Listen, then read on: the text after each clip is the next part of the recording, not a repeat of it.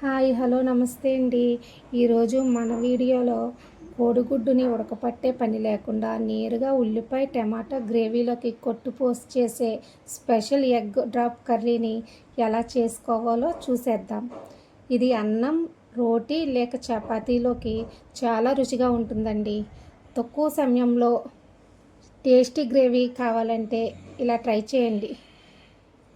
మరి కావలసిన పదార్థాలు తయారీ విధానం చూసేద్దాం పదండి. కావలసిన పదార్థాలు అండి: ఉల్లిపాయలు, పచ్చిమిర్చి, టమాటాలు, ఎగ్స్ అండి. ఈ రెసిపీ అయితే నేను రైస్ కుక్కర్లో చేస్తున్నానండి. కొంచెం గ్యాస్ అయితే ఇబ్బందిగా ఉంది కదండి బయట, అందుకని రైస్ కుక్కర్లో ఎలా ఈజీగా చేసుకోవాలో చూపిస్తున్నాను.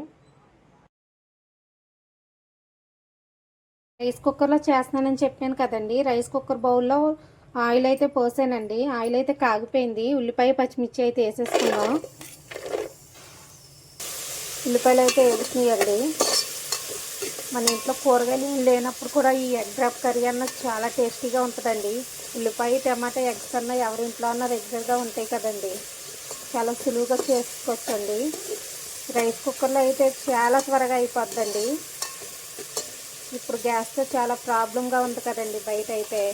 రైస్ కుక్కర్లో పాలు కానీ కర్రీస్ కానీ చాలా సులువుగా త్వరగా అయిపోతాయండి. ఒకసారి అయితే కర్రీస్ కూడా చేసి చూడండి.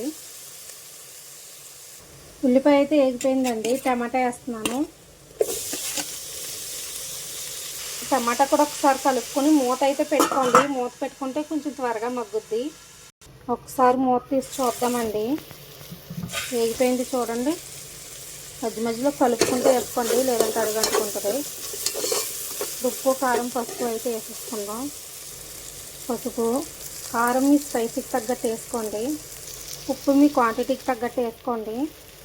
ఒకసారి అయితే కలుపుకుందామండి. కారం అన్నది పచ్చివాసన పోతుంది.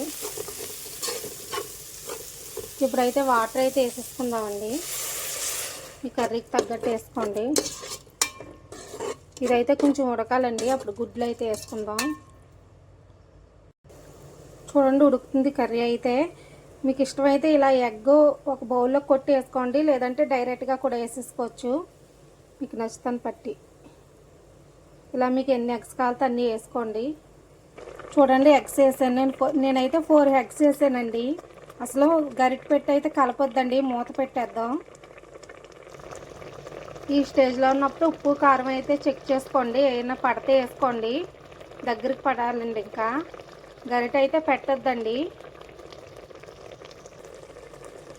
దగ్గరికి పడుతుందండి. ఒక్కసారి అయితే కదుపుదాం.